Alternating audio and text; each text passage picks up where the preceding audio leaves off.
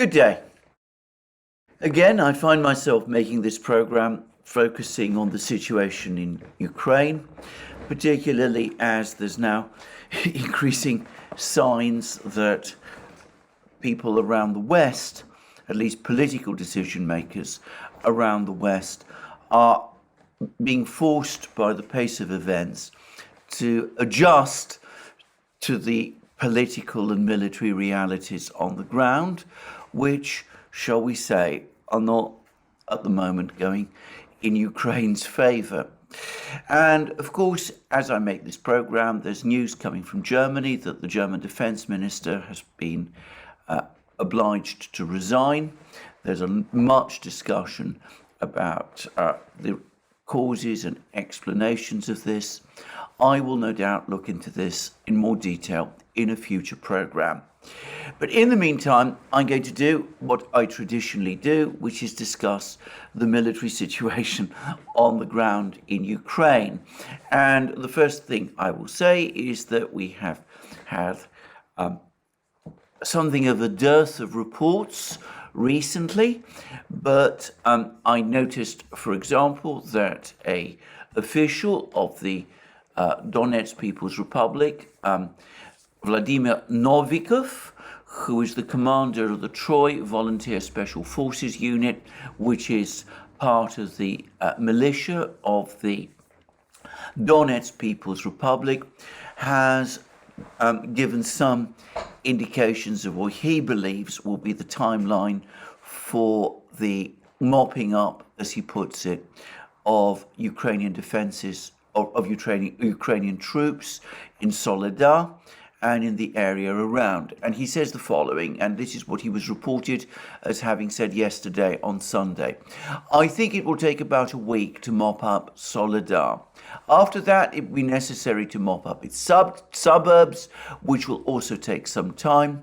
At least 2 weeks will be needed. And Novikov went on to say that Russian troops continue certain artillery pressure on Ukrainian forces in Bakhmut. Of course, he refers to that as Artyomovsk, which is the Russian name for Bakhmut, but this is what he means.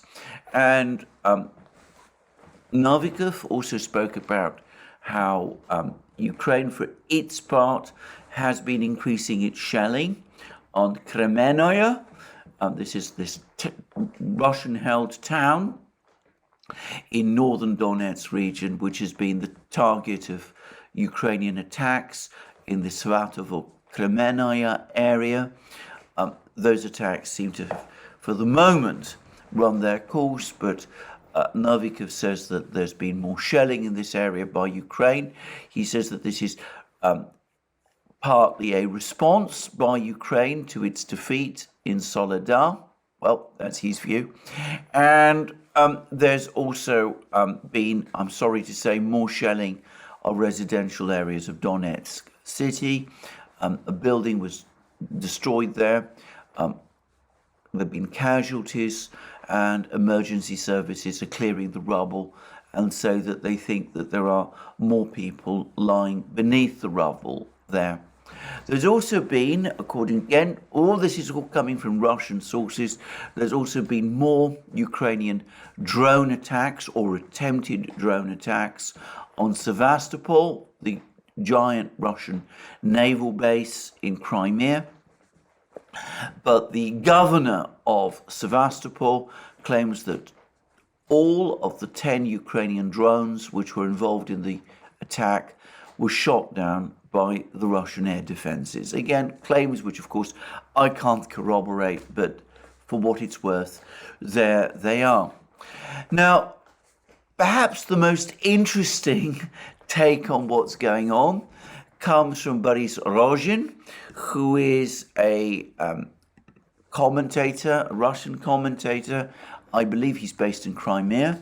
I believe he's, in fact, based in Sevastopol. As I've said previously, he writes under the name of Colonel Kassad. He is an unreconstructed communist of the old school, but nonetheless, most people who've been following the war agree that he is an interesting and insightful and reliable commentator on events in the war, sometimes one very critical of President Putin and of the Russian military. Anyway, he's given a summary of what he says is the military situation. He says after yesterday's advance at mine number 7 on the outskirts of Soledar, the Wagner assault forces are making progress in clearing the Sol railway station. Despite fierce resistance, Ukrainian units are gradually being driven out of there.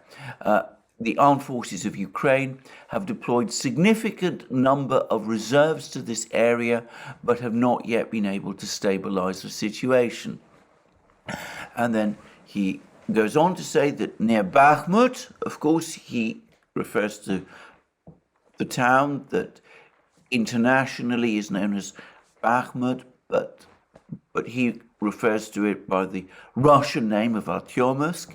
He says that near Bakhmut, Russian assault groups have made tangible progress in Kleshchayevka. The fighting has shifted from the fortifications to the settlement itself and in the southern quarters of, well, he says Artyomsk, but I will continue to refer to Bakhmut.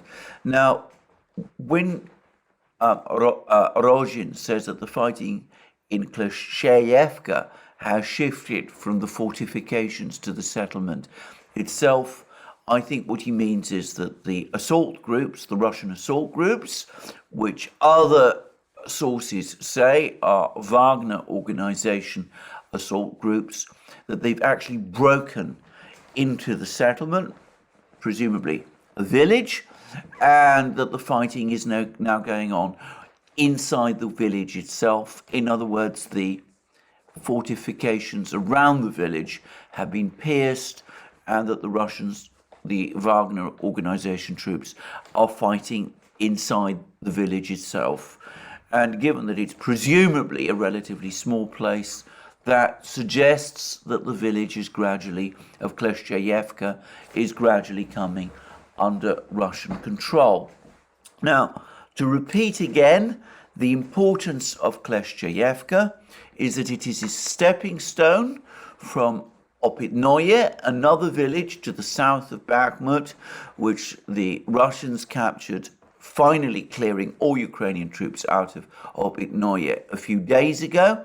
It's a stepping stone from Opitnoye towards another village, Ivanovka, which is to the west of Bakhmut and which sits astride the last road leading into Bakhmut, which is not either under outright Russian control or which has not been brought under what the Russians refer to as fire control. In other words, that the Russians aren't sitting so close to the road as to make it impossible for that road to be used. Obviously, the Russians can shell the road that passes through Ivanovka, but they can't close it completely. Once they've captured Ivanovka, they will be in a position to do that.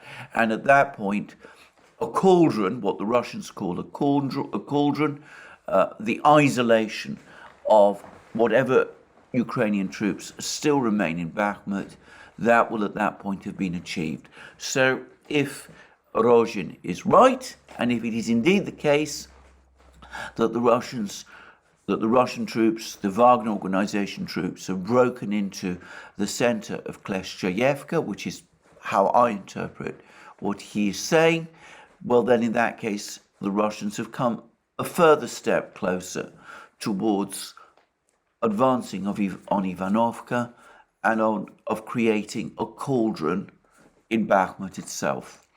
And then he goes on to say, this is again Boris Rogin, that Krasnaya Gora has not been, well, he says liberated yet. Let's use the more neutral word, captured yet by the Russian forces, and the fighting for it continues. Now, Krasnaya Gora is another important village. This is to the north of Bakhmut. It's somewhat between Soledar and Bakhmut. It sits adjoining the main road from Bakhmut to the north to Siversk. As I said, as I understand it, the Russians have essentially cut that road.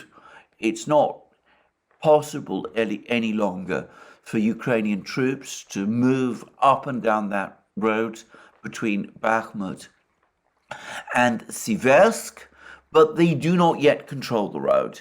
They will only do so once they have captured Krasnaya Gora. And another report I saw in another place claims that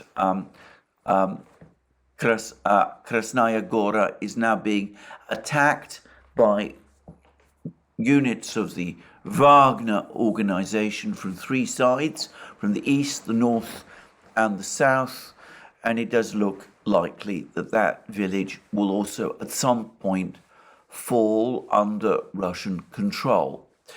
And Rogin goes on to say that there's been a further report from a Ukrainian commander who calls himself Magwar. Magwar, by the way, is the ethnicity that makes up the people of Hungary, but apparently this is a name given to himself by a Ukrainian commander fighting in this area. And Magwar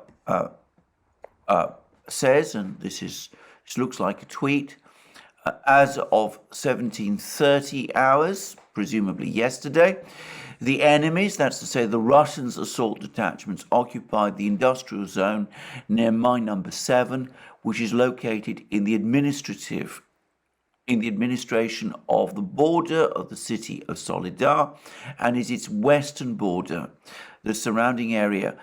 The front will be located from now on nearby, but behind and outside the city in this direction. The positional position continues ahead. It's a bit garbled, I suspect, because we're dealing here with a machine translation, but it looks as if, again, Wagner organization troops have been pushing further west from Soledar. They've now captured mine number 7, which presumably mean, and the industrial zone around it, and that the front line, as Rogin said, has now shifted outside Soledar, is now, in other words, west of Soledar. And from all of this, it looks as if the Ukrainians have stopped their various attempts to recapture Soledar. But note perhaps the single most important fact about all of these reports. Yesterday, I was discussing articles which have appeared in the Washington Post specifically, and to a lesser degree in the Financial Times, but principally in the Washington Post, which were floating the possibility of the Ukrainians pulling back from Bakhmut. And there'd previously been another article in the Wall Street Journal saying that some Ukrainian and Western military experts were increasingly questioning the logic of trying to defend Bakhmut. They were suggesting that the attrition which the Ukrainians claim that they're inflicting against the Russians in this area is in fact coming back and is now affecting themselves, that it is their forces that are being attritioned by defending Bakhmut and rather than the Russian, and that it would make more sense, therefore, for them to pull back from Bakhmut. Well, if that is the advice that the Pentagon, that US officials are giving the Ukrainians, there has been apparently no attention given to it by the Ukrainian leadership. They're showing no sign of giving up in Bakhmut or retreating from Bakhmut. On the contrary, judging by these latest reports, they're still sending reserves to this area, despite the alarm expressed in places like the Wall Street Journal and the Washington Post that Ukraine is burning up its reserves by deploying them to defend Bakhmut. instead of using them to launch counteroffensives.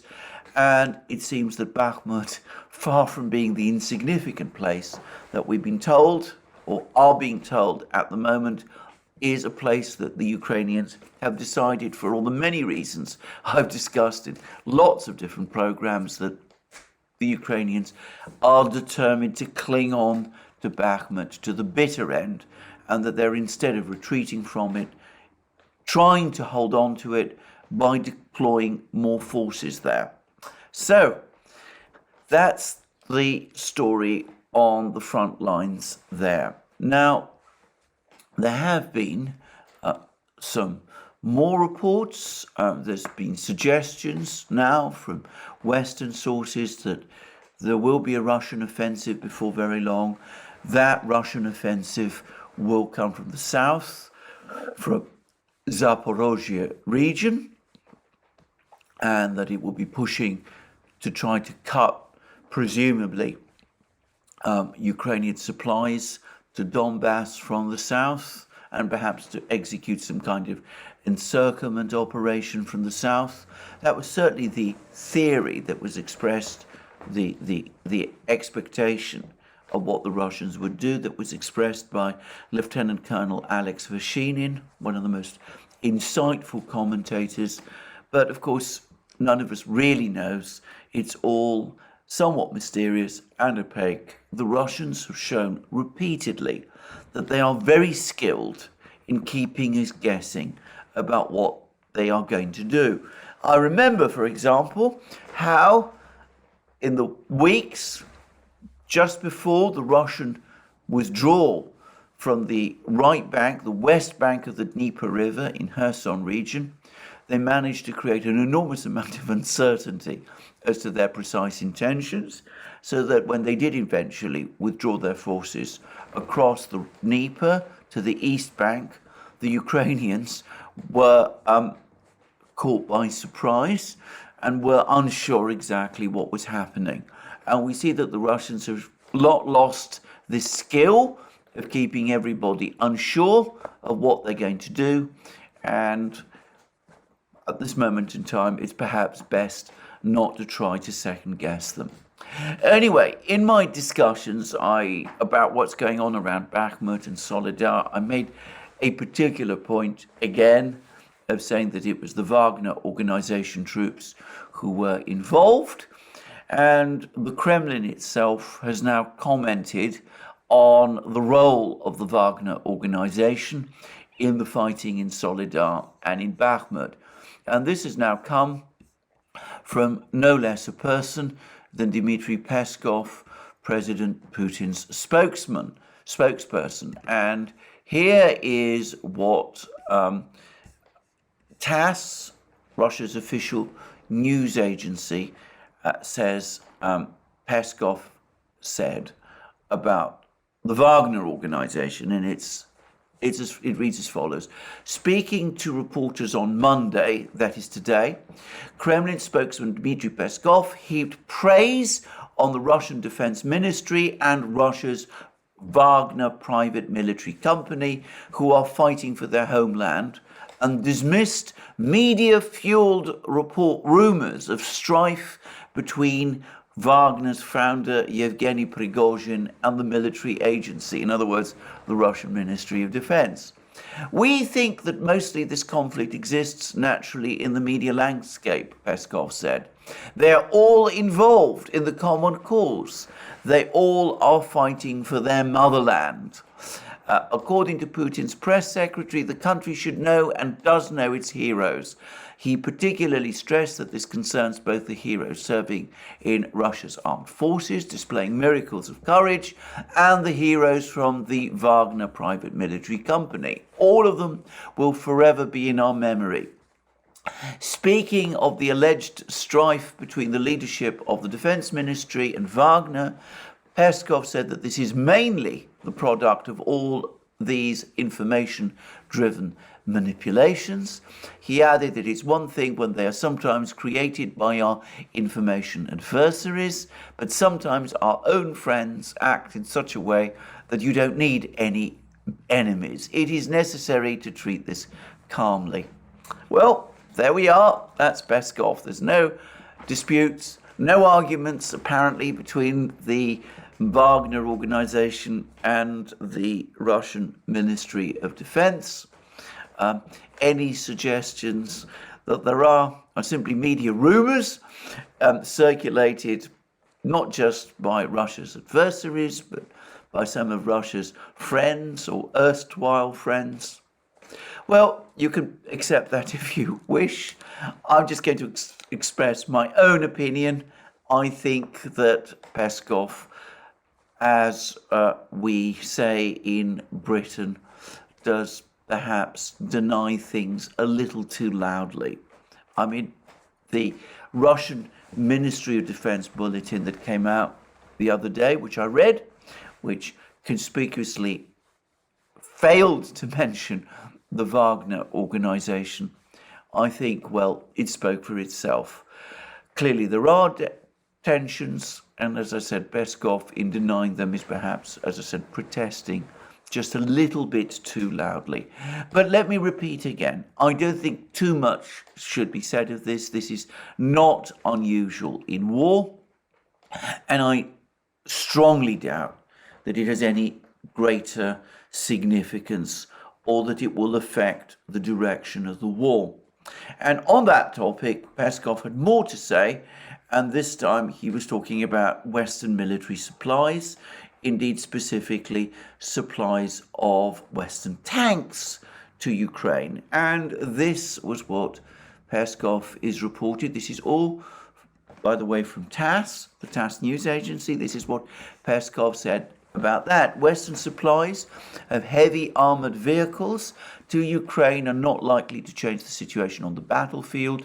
These tanks burn well and will continue to burn, Russian presidential spokesman Dmitry Peskov told the media on Monday.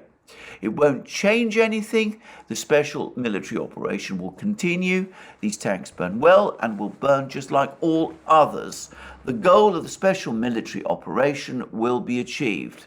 And asked about Britain's decision to send Challenger 2 tanks to Ukraine, which, by the way, has now been confirmed by Prime Minister Rishi Sunak, Peskov stressed that such actions might prolong the crisis and cause more problems for the state of Ukraine. We evaluate and perceive such decisions very negatively. We make no secret of our attitude. Britain, other European countries, Poland and so on, which are now speculating about their intention to supply a new round of new, more advanced military equipment to Ukraine, are incapable of changing the situation on the ground. They should realize this. And Moscow doubts that Western countries care about the fate of the people who live in Ukraine or their future. They simply use that country as a tool to achieve their anti-Russian aims. Anyway, there we go. Now, I'm just going to say something about the British supply of these Challenger tanks to Ukraine. Firstly, I think that some reports say it's 12 tanks, others say 14 tanks. Well, obviously they're not going to make any difference.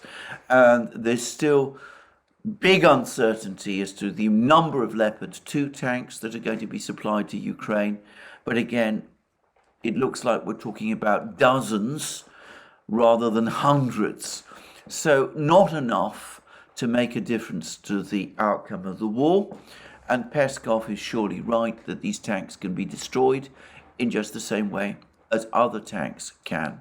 Now, I'm going to just make one quick observation. At some point, this war is going to end, and I think that everybody, of course, accepts. But I'm also going to go further and say that I think that there is a gathering consensus that when that war ends, it will end in some form of Ukrainian defeat and some form of Russian victory. Now, I'm going to discuss that in a little more detail shortly when I look at reports of an interview given by a German general and an interview also given by the French sociologist Emmanuel Todd, which I'm going to discuss in a lot more detail shortly. But when that happens, inevitably, there's going to be many recriminations, and there is a risk also that there is going to be a hunt for scapegoats. And I have to say that I think Britain is starting to run a risk in this war, because if Ukraine is defeated, or perhaps more accurately, when Ukraine is defeated, Britain has gone so far out on a limb in its support for Ukraine, despite apparently doubts of some people, including Sunak himself, that I think we are starting to see at least the possibility that at some point in the future, Britain might find itself set up as a scapegoat for this debacle, that some people in Europe, but also perhaps more seriously in the United States, will start to point at Britain and say that it was Britain that led the West, the collective West, and the United States in particular, on this path of open-ended support for Ukraine, and that it has ended badly for the collective West, and it's the British who are to blame in some way. As a British citizen, I hope this fact is being considered now in London, because, as I said, we've gone out on a limb again by being the first to promise Ukraine heavy tanks, pushing the others reluctantly perhaps into doing the same, despite the fact that there are clear doubts about the wisdom of doing this in Berlin, Paris, and Washington. And as I said, if it doesn't turn out well, I can very easily see people ganging up and blaming Britain for what has happened. I'm not saying that is what will happen, but as I said, I think that there is now starting to emerge a risk that it may. Anyway, on the topic of tanks, there's also been another comment about tanks, but this about the dangers of Russian tanks. And again, I'm taking this from the TASS news agency, and official of the Donetsk People's Republic, or rather the Donetsk military, apparently in a statement, have commented about the latest US arms package, the decision by the United States to provide 500 precision-guided M982 Excalibur shells to Ukraine and 1,200 155mm remote anti-tank mine systems to Ukraine. And the officials, we're not told exactly by TASS who this person is, but the Ukrainian, the Donetsk military is saying both the Excalibur and the Rams mine systems that they ship in such quantities. There is a very simple reason behind all this. Western coalition is extremely wary of our armored forces as our combat ranks get saturated with new modern tanks and their crews obtain combat experience. Their operation becomes increasingly efficient, and this worries the enemy enough to cause them to ship modern weapons. Undoubtedly, this is what previously was perceived as high-tech, precision-guided munitions, meaning things are being shipped to the conflict area that are not even present in all brigades in the United States and Britain or elsewhere. This is a standard and a very high one. They do not have anything better than that. The capabilities of our armored forces worry Western military strategists so much that they are starting to ship everything they can so that they could at least resist somewhat our growing capabilities. Now, whether that's true or not, I'm not saying, but it does perhaps give a clue to rising confidence on the Russian side that their armored build-up with these T-90 tanks, apparently now joining the combat area in significant numbers, and they've apparently now also been spotted in Zaporozhye region as well as in Donbass, and more infantry fighting vehicles and those kind of machines. Well, according to these officials of the Donetsk militia, they're now appearing in such numbers that they're starting to risk, or are starting to cause, changes in the overall military balance, to the point that Western leaders are beginning to become worried about them.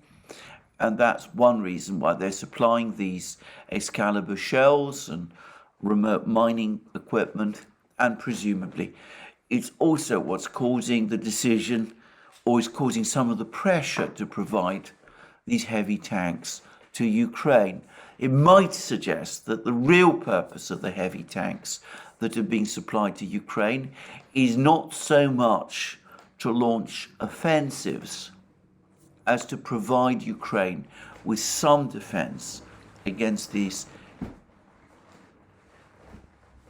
large number of armored units that the Russians are building up. And that might be a more realistic use of these heavy tanks. The Western media, Western governments want to go on talking about a Ukrainian offensive in the spring, but it could be that in reality they're trying to bolster Ukrainians' defenses before this big armored offensive which is to come.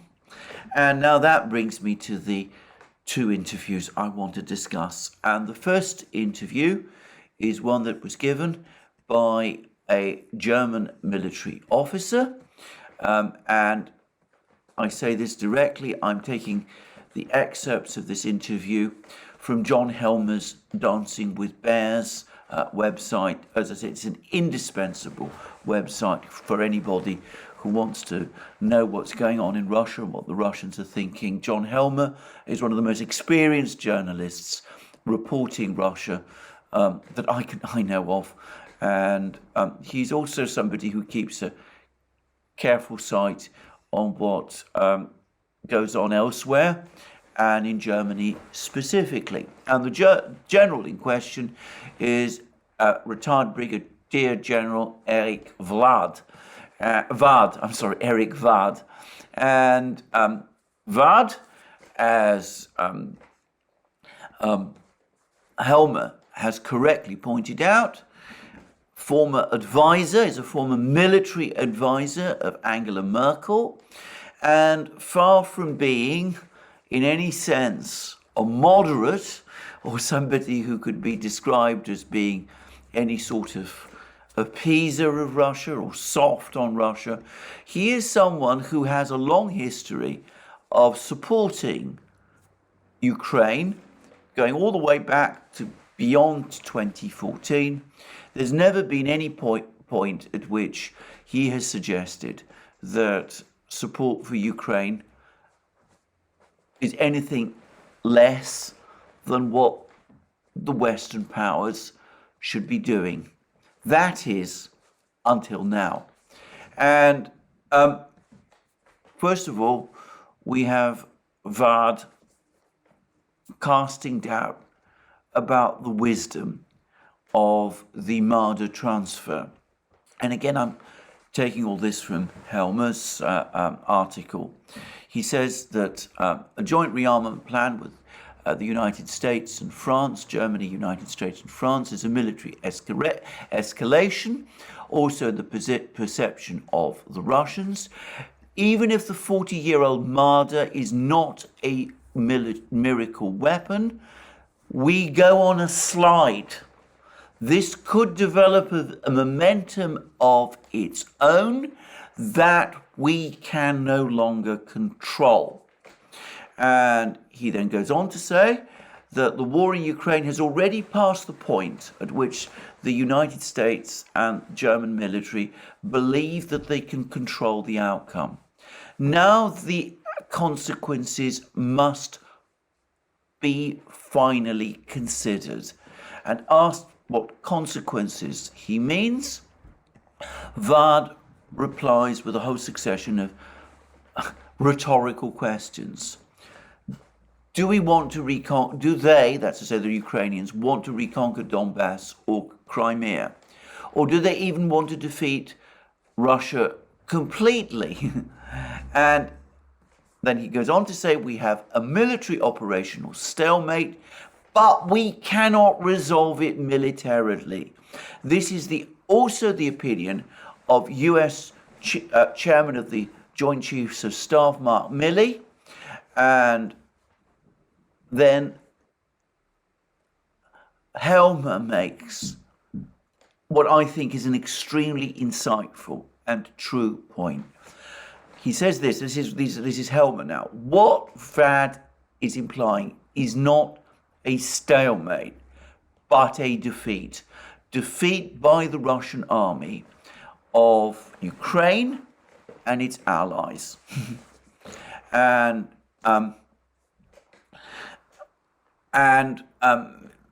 Vad, this is General Vad now, apparently has said that there is no realistic end state definition in the various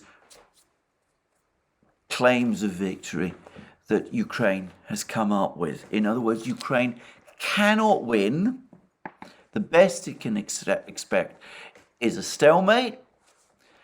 But as Helmer says, when Vad and others talk about stalemate in Ukraine, what they really mean, what they're really worried about, is not a prolonged stalemate, but a Russian victory. Now, I think on this, Helmer is absolutely right. And I'm going to say that if you go back, you will find increasing numbers of articles and comments from all sorts of Western commentators, military commentators, Western military people, sometimes Western political leaders, and they all talk about the war being in a state of stalemate. What they really mean is that what they're really concerned about is not that there's going to be a prolonged stalemate in Ukraine, but that in fact the Russians are going to win. Nobody in any official position or even ex-official position, nobody within the Western establishment wants to come out and openly say that Ukraine is going to lose the war and that Russia is going to win, that Ukraine is losing and Russia is winning.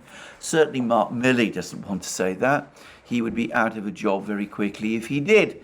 Even somebody like General Vad is worried that if he were to speak out and say that as straightforwardly and frankly as that, he would simply be shouted down and might find it very difficult to be in their position to give interviews like the one he's just given again. So they all hide behind this expression stalemate, when what they're really worried about is not some kind of Korean War scenario in which the front lines harden and crystallize, but rather a Ukrainian military defeat, a Russian military victory, one in which the Russians, as the Russian Foreign Minister Sergei Lavrov said a short time ago, one in which the Russian military and therefore the Russians eventually dictate terms. And that is what Vad is really worried about. You can then go on to see from what he says about people like Foreign Minister Annalena Baerbock and Vice Chancellor Robert Habeck, both of course ex-Green politicians. I am glad that we finally have a foreign minister in Germany. He means Baerbock. But it is not enough to just engage in war rhetoric and walk around Kiev or the Donbass with helmets and flak jackets. I do not understand the Green Party's mutation from a pacifist to a war party. By the way, neither do I. That's something which has utterly bewildered me about the Greens. It's a topic to be discussed perhaps in more detail, but suffice to say that at the moment, just like General Vard, I'm utterly bewildered by how the Greens have so completely changed from a pacifist party to a war party. But anyway, interesting to see a German general make that point. And then he goes on to say, and this is a real killer, I myself do not know any Green who has even done military service. The fact that a single party has so much political influence that it can maneuver us into a war is worrying. Well, I'm very glad to see someone in authority in Germany, or former authority in Germany, finally come out and say that. And then as to Scholz, what advice Vard would have given to General Scholz, I would have advised him to support Ukraine militarily, but in a measured and prudent manner, in order to avoid the effect of sliding into a war party. And I would have advised him to influence our most important political ally, because the key to a solution to the war lies in Washington and Moscow. The key to resolving the conflict does not lie in Kiev, nor does it lie in Berlin, Brussels, or Paris. And by the way, Helmer makes the acid point, absolutely true, that Vard conspicuously ignores London in this list of capitals. But anyway, the decision is the war will be decided not by Ukraine, not by Berlin or Kiev or Paris. There's going to be a decision. The war decisions are going to be made. The decisions which end the war are going to be made in Washington or Moscow. And then he makes a number of points about the nature of the war. And he says that General Milley has spoken an inconvenient truth, a truth that, by the way, has hardly been published in the German media. What is being waged in Ukraine is a war of attrition. This strategy did not work militarily in the First World War. Now, he's talking here about an attempt. He's talking as if it is the West waging attrition against the Russians. And he goes on to say it will not do so today. And he then goes on to say military experts and those who know what is going on amongst the secret services know that what it actually looks like on the ground and what the war really means is largely excluded from the German public debate. They do not fit in with the formation of media opinion. We are largely experiencing a coordination of the media, the likes of which I have never experienced before in the Federal Republic. So, and then he goes on to say, Germany is and remains an endangered nation. I myself am a convinced transatlanticist. I tell you honestly, when in doubt, I would rather live under US hegemony than under Russian or Chinese hegemony. But then he goes on to say that there needs to be some kind of negotiation to prevent the further destruction of Ukraine. What is left of this country if it is razed to the ground? It is true to signal to the Russians this far and no further. Doesn't, as Helmer points out, exactly how far he expects the Russians to go, what that red line is, but he does talk about conceding to the Russians various very specific geopolitical interests in the Black Sea region. Donbass and Crimea remain Russian. The territorial integrity of Ukraine will have to be restored with certain Western guarantees, and the Russians will also need security guarantees. Well, perhaps it all sounds very nebulous to me. But then he goes on to say the West can send 100 Marders and 100 Leopards. They do not change the overall military situation. And the all-important question is how to deal with such a conflict with a belligerent nuclear power, mind you, the strongest nuclear power in the world, that means Russia, without getting into a third world war. And that's exactly what doesn't get into the minds of politicians and journalists here in Germany. Well, very strong words from General Vad. He's having, obviously, to make it very clear that, he still blames the Russians ultimately for the war. He's on the west side. He doesn't want to see a Chinese-Russian hegemony. He much prefers to see an American hegemony. He still talks about the war being in stalemate. But essentially, what he is saying, when you decipher it, as by the way Helmut does, is that Ukraine cannot win. And in fact, the real danger is if we throw in more Marders and more Leopard tanks, that's not going to change the overall situation.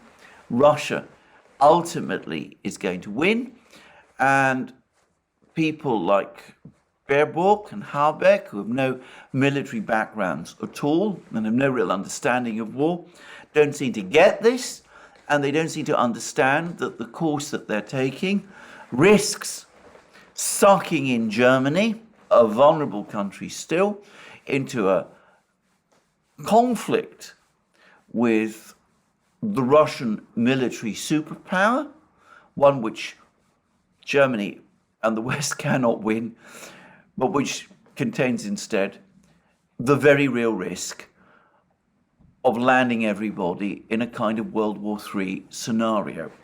And he's talking about the need instead to find some kind of negotiated diplomatic settlement, one which responds to Russian security concerns, even though, of course, he has to be extremely careful how he defines it.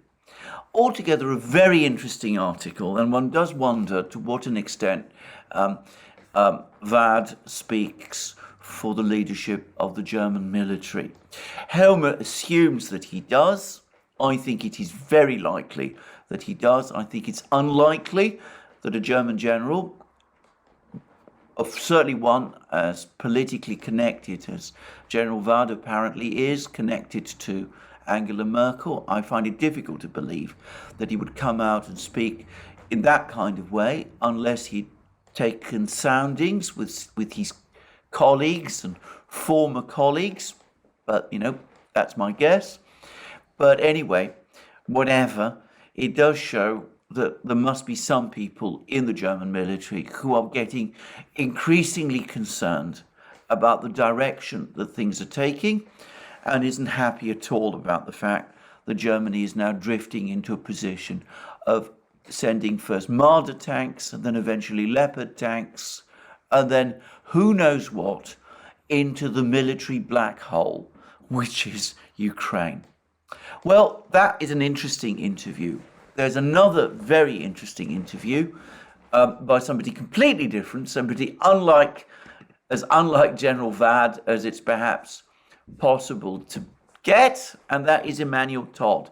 Now, Emmanuel Todd is a French academic, sociologist, I believe.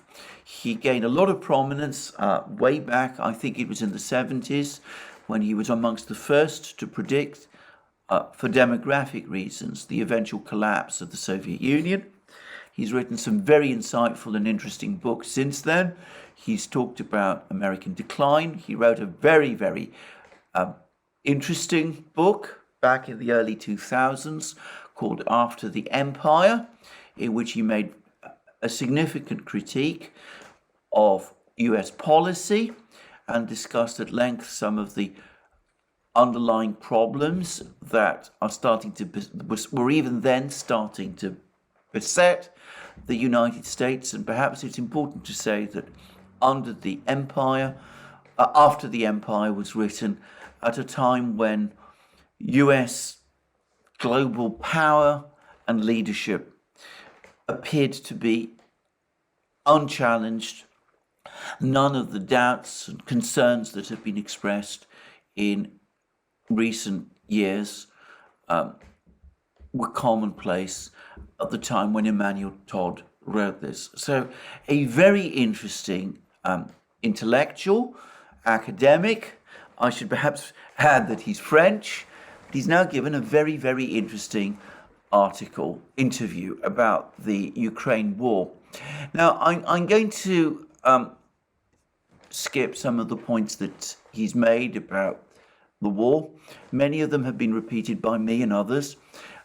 Specifically, he talks about the fact, for example, that the Russians perceive the war as a defensive war, that even though they're in the West universally identified as the aggressors, from a Russian perspective, the Russians are defending themselves. They're acting to protect themselves from what they see as the West's inexorable advance into their neighborhood. But the points that I'm going to discuss, and I find them the most interesting in some ways in this interview, are specific ones about the economic situation. Todd makes the point right at the outset of the interview that, at least in the West, a lot of the publications spoke about a relatively easy Russian military victory in Ukraine, but they also assumed the rapid economic collapse of Russia in the face of Western sanctions. Now, I'm not going to discuss Todd's comments about military matters because, straightforwardly, he's a civilian to the same extent that I am, and I doubt that he has anything really insightful to say there on that sort of topic. But on economics and demographics, he has, in my opinion, a strong record, and he's clearly somebody who's written and thought about these things a great deal. And he talks about the fact that the Russian economy has proved astonishingly resilient in ways that nobody expected in the face of Western sanctions pressure. And he's asked a specific question, and I should stress I'm taking this from a translation of Emmanuel Todd's interview, which was provided to me by a viewer, French-speaking viewer, in a private email. Again, I'm not going to identify who this person is, but I do want to take this opportunity to thank this person for this translation. And this is what Todd says. And the question was, many observers point out that Russia has the GDP of Spain. Aren't you overestimating its economic power and resilience? And this is what Todd says. War becomes a test of political economy. It is a great revealer. The GDP of Russia and Belarus is 3.3% of Western GDP, aggregate Western GDP, virtually nothing. One wonders how such an insignificant GDP can cope and continue to produce missiles. The reason is that GDP is a fictional measure of production. If we take away from US GDP half of its overbilled health expenditure, then the wealth produced, and he puts these words are in quotation marks, by the activities of lawyers, by the most filled prisons in the world, by an economy of ill-defined services, including the production, again in inverted commas, of 15 to 20,000 economists with an average salary of $120,000, we realize that a significant part of this GDP, US GDP in other words, is water vapor, which brings us to the real economy. It makes it possible to understand what is the real wealth of nations, the capacity of production and therefore the capacity for war. If we come back to material variables, we see the Russian economy. In 2014, when we put in place the first major sanctions against Russia, it subsequently increased its wheat production from 40 to 90 million tons in 2020. Thanks to neoliberalism, US wheat production has fallen between 1980 and 2020 from 80 million tons to 40 million tons. By the way, I cannot verify these figures. I'm just quoting Todd here. He may be right, he may be wrong about the precise figures, but about the trajectory, he's certainly right. Russia has also become the leading exporter of nuclear power plants. In 2007, the United States explained that their strategic adversary was in such a state of nuclear decay that the United States would have a first strike capability on a Russia that could not respond. Today, it's obviously different. Russia, therefore, has a real capacity to adapt. When we want to make fun of centrally planned economies, we emphasize their rigidity, we glorify capitalism, we praise its flexibility. We are right. For an economy to be flexible, there must, of course, be the market, financial, and monetary mechanisms. But first, you need an active population that knows how to do things. The United States is now more than twice as populous as Russia, 2.2 times in student age groups. The fact, however, remains that with comparable proportions by cohort of young people doing higher education, in the United States, 7% study engineering, whilst in Russia it is 25%.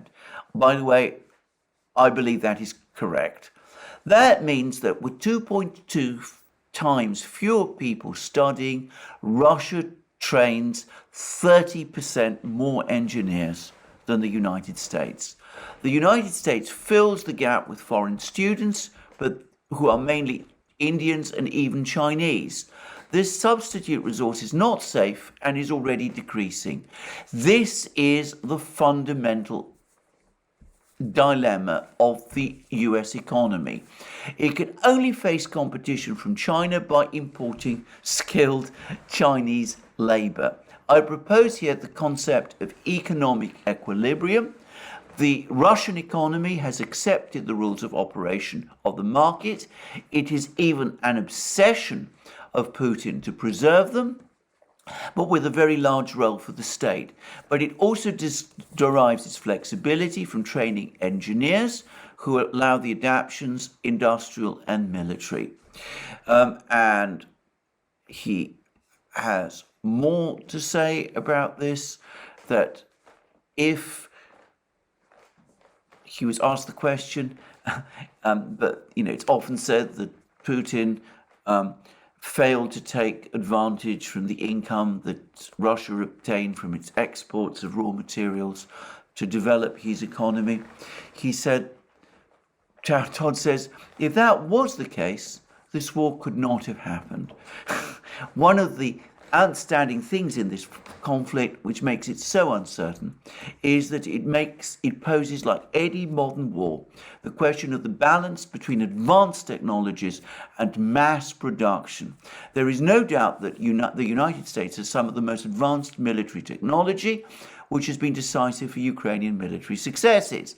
But when we go into the long term, into a war of attrition, not only the size of human resources, but also the material, the ability to continue depends on the production industry of less high-end weapons. And we find coming back through the window the question of globalization and the fundamental problem of Westerners. We have outsourced such a proportion of our industrial activities that we don't know if our war production can keep up. The problem is admitted. CNN, the New York Times, and the Pentagon are wondering if the United States will be able to restart the production lines of this or that missile. But it is also unclear whether the Russians are able to keep up with the pace of such a conflict. The outcome and solution will depend on the ability of both systems to produce armaments. Well, I'm going to say a few things about this. In my opinion, when it comes to the very highest end of military production, it's difficult to find, at least I have yet to see, US systems provided to Ukraine for which the Russians have not been able to produce analogues. Perhaps there are high-tech weapons that the United States has up its sleeve, of which the Russians do not have analogues, but all I'm saying is that I haven't yet seen them. Certainly, the Russians don't have the satellite and systems and the monitoring systems and the some of the communication systems that the United States does. But I suspect that this is more a question of the commitment of resources than of the lack of technological capabilities. And as for production of weapons, well, we've been able to see that the Russians so far have actually been able to keep up production levels, and that it is the Western powers that are struggling to continue with them. And lastly, Todd does make a very interesting point about the attractiveness today of Russia as compared to the Soviet Union. He says, I speak here mainly as an anthropologist. There is a Russian patriotic feeling that is something unimaginable here, fed by the subconscious nature of a nation family. Russia has a patrilinear family organization, that is to say, in which men are central, and it cannot adhere to Western innovations. I'm not going to discuss that. I'm not entirely sure he is completely right about this, but anyway, all that aside, he then goes on to say, from a geopolitical point of view, I think it is a mistake to think that Russia is not attractive. On 75% of the planet, in other words, across the global south, kingship organization is patrilinear, and we can sense a strong understanding of Russian attitudes. For the collective non-West, Russia asserts a reassuring moral conservatism. And he goes on to say, when we do geopolitics, we're interested in multiple areas: energy, military balance, production of weapons, which refers to industrial balance of power. But there is also the ideological and cultural balance of power, what the Americans call soft power. The Soviet Union had a certain form of soft power, communism, which influenced parts of Italy, the Chinese, the Vietnamese, the Serbs, French industrial workers. But communism basically horrified the Muslim world by its atheism and inspired nothing particular in India outside of West Bengal and Kerala. However, today, Russia, as it has repositioned itself as the archetype of the great power, not only anti-colonialist, but also patrilinear and conservative, can seduce much further. Americans feel betrayed by Saudi Arabia, which refuses to increase its oil production and, in fact, takes the side of the Russians. Partly, of course, this is out of self-interest, but it's obvious that Putin's Russia, having become morally conservative, has become more sympathetic to the Saudis, who find some American debates rather hard to stomach. Now, I think that perhaps Todd here somewhat overstates the case, but I think overall he is probably right. So there we go. General Vad in Germany looks at the military situation, looks at what's actually happening, is generally worried about the direction of Western policy. He sees Western policy having lost its moorings over Ukraine, overcommitted to a war which deep down you sense General Vad believes is lost. And he is extremely skeptical of some of the German politicians, Baerbock and Habeck, who are leading the charge here. And he clearly also thinks that Scholz, the Chancellor, is badly advised and weak. And he fears that the direction of travel points not to any sort of Ukrainian victory, but of one of two outcomes. One, a Ukrainian defeat and a Russian victory, which will be a geopolitical disaster for the West, one which accelerates the trend towards a Russian-Chinese hegemony, which Vad clearly doesn't want, or worse still, to a commitment by the West to defend Ukraine, which will result in a collision with the Russians, who are the world's most powerful nuclear superpower, bringing us all into a scenario rather like World War III. And you have on the other side somebody who's not a military person, Emmanuel Todd, but he looks at this from a socio-economic point of view. He says that the West has been using force metrics to measure economic power. It has neglected the actual, the concrete, the real industrial capacity, engineering capacity, whereas the Russians have continued to emphasize it. They build up their productive capacity. That's why they're able to sustain the war. That's why they're able to keep producing weapon systems, whereas in the West, we are increasingly struggling to do so.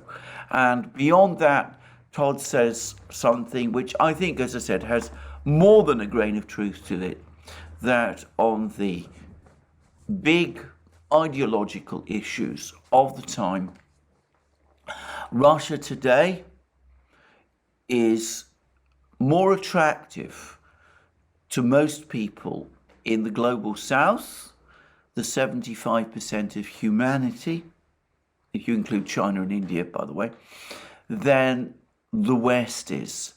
That the global South feels more ideological alignment with the Russians than it does with than the global South feels with the West. And he actually finishes by saying Western newspapers are tragically funny.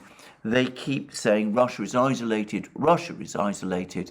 But when we look at the votes of the United Nations, we see that 75% of the West, of the world does not follow the West, which then seems very small. And he even says that there are some countries that within the Western orbit which are becoming increasingly distanced from the West for ideological issues. Well, there we are. Two very interesting articles, rather very interesting interviews, one by a German general, one by a French sociologist and demographer, but somebody who's proved very prescient in predicting the direction of travel in global affairs. Well, this is again where I end my video today. There's been lots of other developments. The scandal in the United States surrounding the Biden presidency seems to be growing, though it hasn't, in my opinion, yet reached anything like critical mass. In other words, the point where it could immediately endanger President Biden's position. But, you know, it is a growing scandal, and we will see how it evolves. And at the same time, we're also getting other reports. The Russians say that they've now bringing their Poseidon nuclear-powered torpedo into production, and that it's going to very soon be deployed in their new super powerful nuclear submarine, the Belgorod. I'm going to discuss what that means in a future video. But again, I've been talking for over an hour. I think this is where I stop. More from me soon. And in the meantime, just to remind you again that you can find all of our videos on our other platforms: Locals, Rumble, BitChute, ODYSEE, Rockfin, and Telegram. You can also support our work via Patreon and Subscribestar, link under this video. If you've liked this video, please remember to take the like button. And last but not least, check out our shop. See the wonderful things that we have there: our magic mugs, our hats, our hoodies, our t-shirts, our sweatshirts, and all those great things. And last but not least, it only remains for me to wish you a very good day and to confirm that I will be back soon.